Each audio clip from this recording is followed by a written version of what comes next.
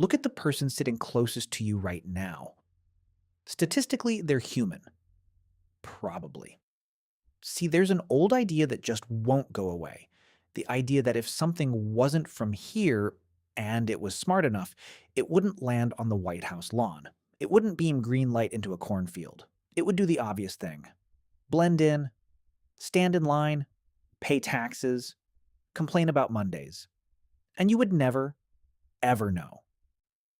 So let's actually take the idea seriously for a second. Not, is it true? Something more uncomfortable.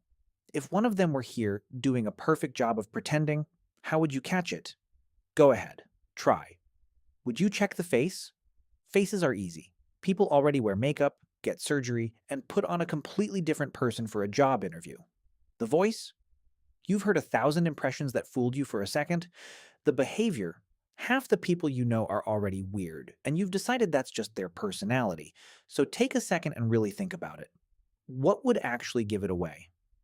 Yeah, that's the problem. You've got nothing. And that should bother you a little more than it does. Here's the part that makes it worse. There are about 8 billion people on Earth. In your entire life, you'll meet maybe 20,000 of them. Maybe, which means there are millions, millions of people you will never see, never talk to, never think about for even 1 second.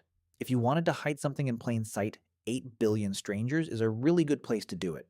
Nobody's checking. There's no list. There's no guy at the border going, "Passport, please." And also, quick question: are you from space? We just assume everyone's human? We have to. You can't suspect 8 billion people. Your brain doesn't have the storage. So it rounds everyone up to person and moves on.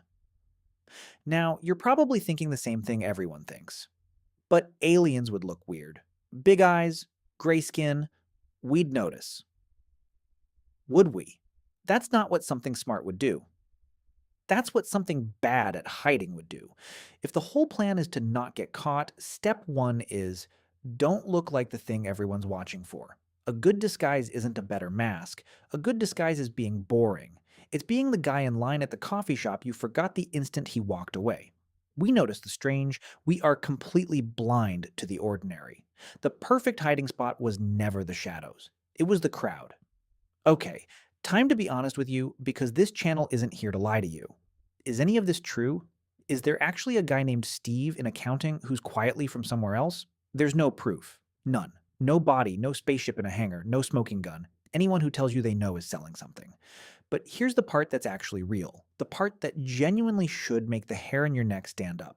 It's not the aliens. It's us. Because humans have believed this exact thing, that something is here, walking among us, wearing our face. In basically every culture, in every century, going back as far as we can look. Ancient people told stories about visitors from the sky who walked the earth looking just like us. Every old civilization seems to have a version. Beings that came down, blended in, watched. Fast forward a few thousand years. The 1950s. A man stands in front of a crowd and calmly explains that he had a nice afternoon chat with a being from Venus. And thousands of people believe him, not in secret, out loud. They start groups. They wait for him on hilltops. And it never stops. Different decade, different country, same story, over and over and over. The faces change, the belief doesn't. So that's the real mystery. Forget the spaceships for a second. Why do we keep doing this? Here's a theory that's a lot scarier than aliens. Honestly, your brain was built over millions of years on base for medi to never fully trust that you're alone.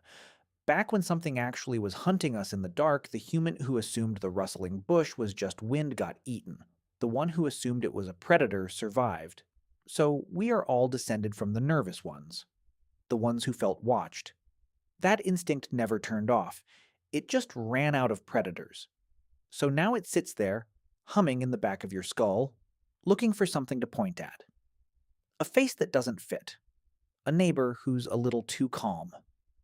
A feeling, late at night, that you're not quite as alone in the room as the lights say you are. Maybe there are no aliens hiding among us.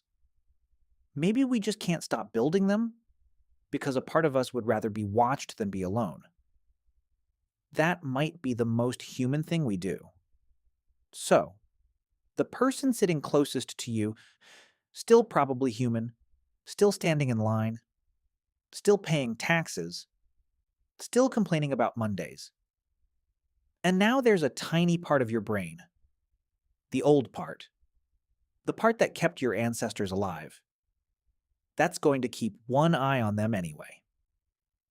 It can't help it.